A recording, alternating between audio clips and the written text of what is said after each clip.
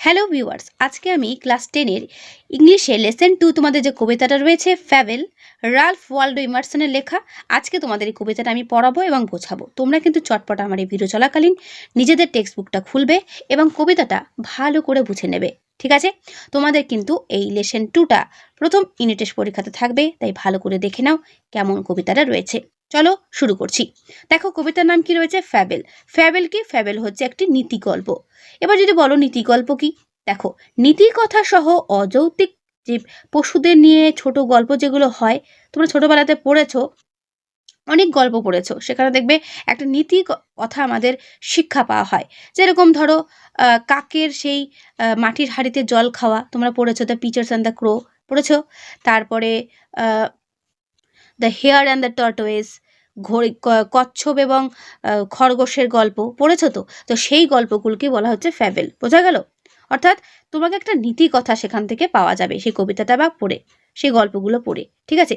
তো আজকে এই ফ্যাবেলটা হচ্ছে কবিতার আকারে আমরা দেখতে পাবো, এবং যেখানে দেখতে পাবো একটা কাঠবিড়ালি এবং একটা পর্বত। ঠিক আছে? এই পর্বত ও কাঠবিড়ালির মধ্যে দুটো চরিত্রকে নিয়ে কবি এখানে আমাদের কবিতাটা লিখেছেন, এবং আমরা সেটা আরও ভালো বুঝতে পারবো কবিতা যখন আমরা পড়বো তখন। ঠিক আছে? তো দেখো কি রয়েছে। তো দেখো এখানে কি বলছে, the mountain and the squirrel had a quarrel. Mountain এবং স্কোয়ারেলের মধ্যে কি লেগেছে? কোয়ারেল, অর্থাৎ ঝগড়া লেগেছে। কি নিয়ে? And the former called the latter little pick. আর ফর্মার বলতে এখানে কে? মাউন্টেন লিখে দিতে পারো। মাউন্টেন ওই কাঠবিড়ালিকে রেখে লিটিল প্রিক বলছে। ঠিক আছে? লিটিল প্রিক বুন রিপ্লাইড। লিটিল প্রিক বলতে পারো, আর বা প্রিজ বলতে পারো, যেটা তোমাদের সুবিধা হয়। এখানে বুন বা বান যেটা তোমাদের বলতে পারো। ঠিক আছে? তো বলছে the mountain the squirrel and the quarrel had a squirrel, the mountain and the squirrel had a quarrel and the former call the latter little prig, bun replied. অর্থাৎ ঝগড়ার মধ্যে মাউন্টেন কাঠবিড়ালিকে খুদে নীতিপরায়ণ এরকম একটা কিছু বলে গালমন্দ করলো, আর সেই মুহূর্তে বান, অর্থাৎ বান হচ্ছে কার নাম? বান হচ্ছে স্কুইরেলের নাম। সে তখন তার পরিপ্রেক্ষিতে উত্তর দিল।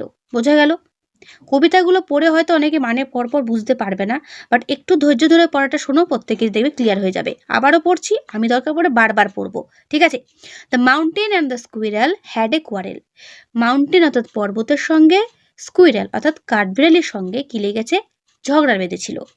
অ্যান্ড দ্য ফর্মার, ফর্মার বলতে যে বড়। ঠিক আছে? অর্থাৎ mountain call the latter little prig, অপরজনকে বলল লিটিল প্রিচ বা নীতিপরায়ণ। ঠিক আছে? নীতিবাজ আর কি, এরকম ভাবে বলে গালমন্দ করতে লাগলো।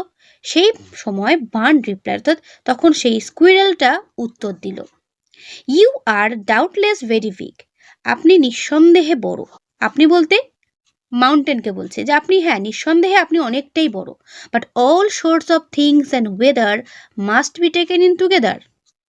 কিন্তু সব রকম জিনিস নিয়ে, ওয়েদার নিয়ে, আবহাওয়া নিয়ে, must be taken in together একসঙ্গে নিয়েই কিন্তু টু মেক আপ এ ইয়ার একটা বছর তৈরি হয়, অ্যান্ড স্পেয়ার একটা গোলক তৈরি হয়।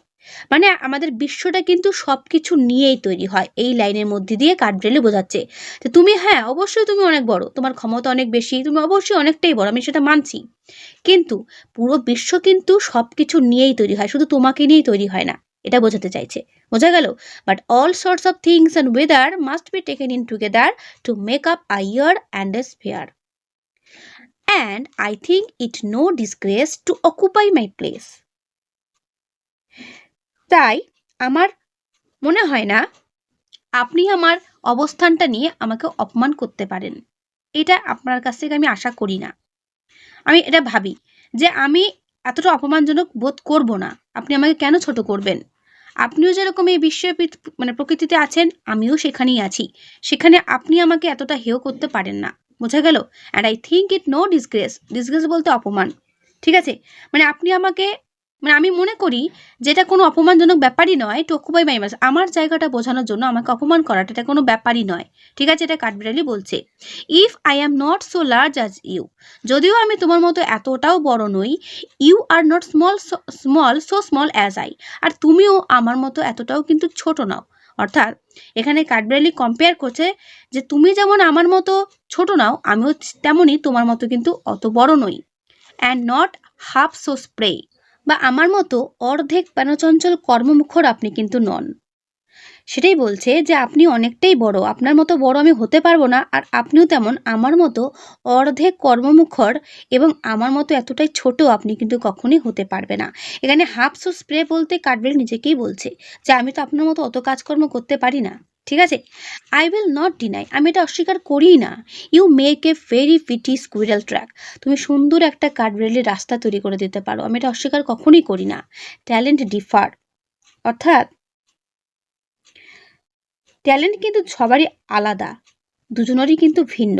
All is well and wisely put, সবটাই কিন্তু সাজানো রয়েছে ভালো করে।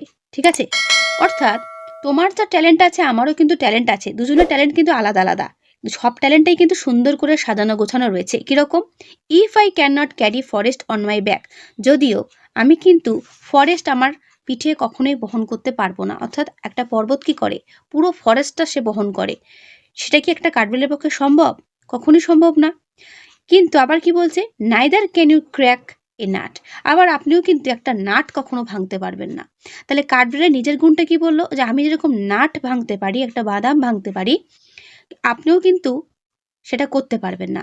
আবার আপনি যেমন আপনি ফরেস্ট বহন করতে পারেন আপনার সঙ্গে, আমি কিন্তু সেটা আবার বহন করতে পারবো না। বোঝা গেল? তাহলে তোমরা অনেকেই বলতে পারো, তাহলে ম্যাম এই কবিতার মধ্যে দিয়ে আমরা নীতিবাক্য কি বুঝতে পারলাম, মানে কি শিক্ষা নিতে পারলাম?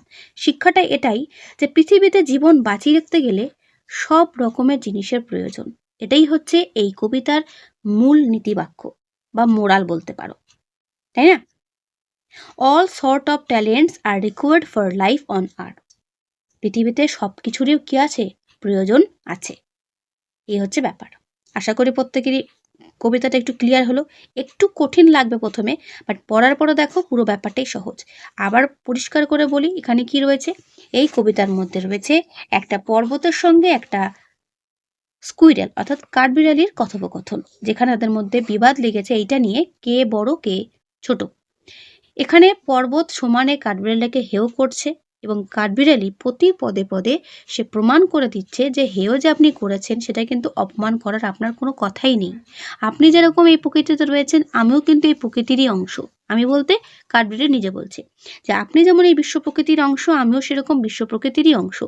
তাহলে বিশ্ব প্রকৃতিতে আপনার যেরকম প্রয়োজন আছে আমারও কিন্তু প্রয়োজন অবশ্যই আছে।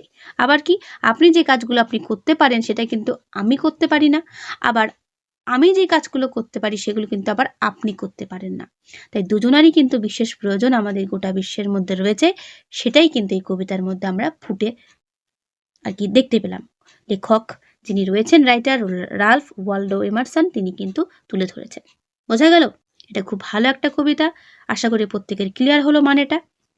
আমার এই পড়াটা শোনার পরে তোমরা কিন্তু আরেকবার এই কবিতাটা রিপিট করে পড়বে, ঠিক আছে? তারপর দেখবে কার কোথায় সমস্যাটা হচ্ছে, দিয়ে আমাকে কমেন্ট বক্সে জানাবে। ওকে, এর আগে আমি তোমাদের লেসন 1 পড়াটা দিয়ে দিয়েছি, যে বা যারা এখনো পড়োনি তারা কিন্তু অবশ্যই পড়ে নিও। আজকে লেসন 2টা পড়লাম, আশা করি প্রত্যেকের ক্লিয়ার হলো। এবার চলো আমরা কম্প্রিহেনশন এক্সারসাইজগুলো করি। এখানে অ্যান্সার দাগানো রয়েছে, আসলে আমার কাছে একটা পুরনো বই রয়েছে বলে এটা দাগানো আছে, বাট তোমরা কিন্তু চেষ্টা করবে নিজেরা, ঠিক আছে? প্রথম প্রশ্ন বলছে চুজ দ্য কারেক্ট অল্টারনেটিভ, অর্থাৎ সঠিক উত্তর চুজ দাও। তো first question, the quarrel was between, বিবাদটা বা ঝগড়াটা লেগেছিল কার কার মধ্যে? The mountain and the dash. আশা করি উত্তর এখান থেকে দেখার প্রয়োজন নেই, তোমরা কিন্তু জেনেই উত্তরটা কমেন্ট বক্সে দিয়ে দেবে। Bun has no doubt that the mountain is dash, বার্নের এই বিষয়ে কোনো সন্দেহ নেই কোন বিষয়ে, যে মাউন্টেন কিরকম, স্মল, বিগ, নোবেল নাকি কাইন্ড? অবশ্যই বিগ হবে।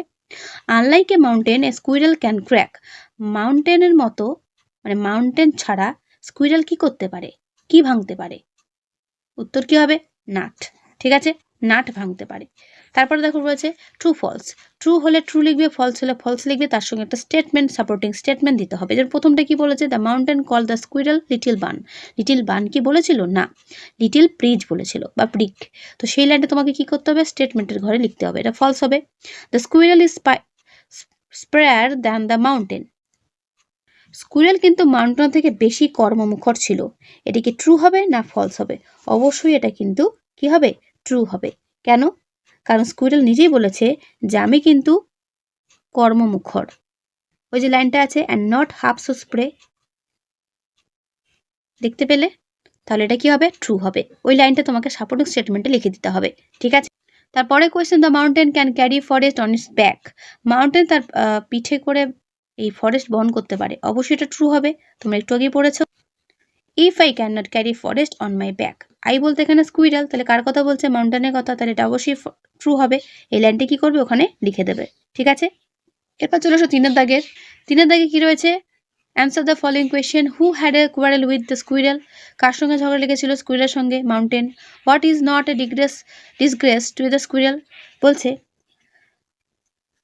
কাঠবিড়ালির কাছে কোনটি একটি অপমান নয়? তোমরা লিখতে পারো, to occupy his place as a small one is not a disgrace to the squirrel, অর্থাৎ ছোট হয়ে তার অবস্থান দখল করা কাঠবিড়ালির কাছে কোনো অপমান ব্যাপারটা কিন্তু নয়। প্রত্যেকটা প্রশ্ন তোমরা নিজেরাই দিতে পারবে। What is it that the squirrel doesn't deny, কাঠবিড়ালি কোন কথাটা অস্বীকার করে না?